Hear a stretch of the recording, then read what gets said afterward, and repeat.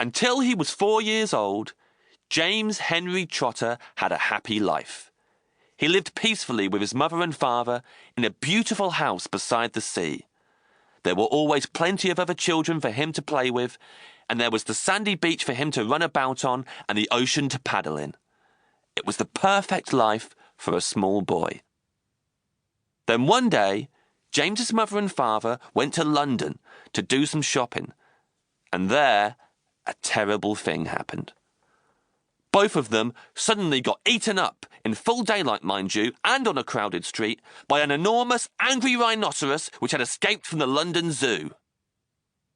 Now this, as you can well imagine, was a rather nasty experience for two such gentle parents. But in the long run, it was far nastier for James than it was for them. Their troubles were all over in a jiffy. They were dead and gone in 35 seconds flat.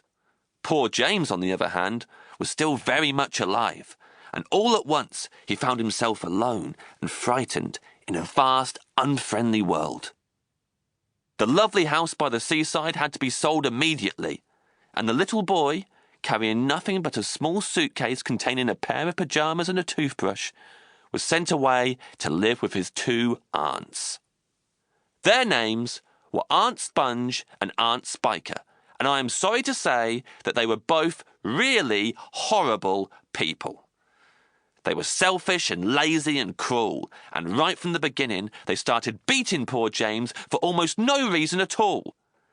They never called him by his real name, but always referred to him as, "You disgusting little beast!" or "You filthy nuisance!"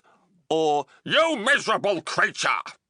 And they certainly never gave him any toys to play with or any picture books to look at. His room was as bare as a prison cell. They lived, Aunt Sponge, Aunt Spiker, and now James as well, in a strange, ramshackle house on the top of a high hill in the south of England. The hill was so high that from almost anywhere in the garden, James could look down and see for miles and miles across a marvellous landscape of woods and fields. And on a very clear day, if he looked in the right direction, he could see a tiny grey dot far away on the horizon, which was the house that he used to live in with his beloved mother and father.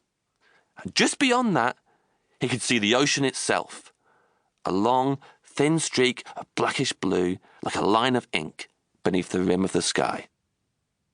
But James was never allowed to go down off the top of that hill. Neither Aunt Sponge nor Aunt Spiker could ever be bothered to take him out herself, not even for a small walk or a picnic, and he certainly wasn't permitted to go alone. "The nasty little beast will only get into mischief if he goes out of the garden," Aunt Spiker had said, and terrible punishments were promised him, such as being locked up in the cellar with the rats for a week, if he even so much as dared to climb over the fence. The garden, which covered the whole of the top of the hill, was large and desolate, and the only tree in the entire place, apart from a clump of dirty old laurel bushes at the far end, was an ancient peach tree that never gave any peaches. There was no swing, no seesaw, no sandpit, and no other children were ever invited to come up the hill to play with poor James. There wasn't so much as a dog or a cat around to keep him company. And as time went on, he became sadder and more lonely.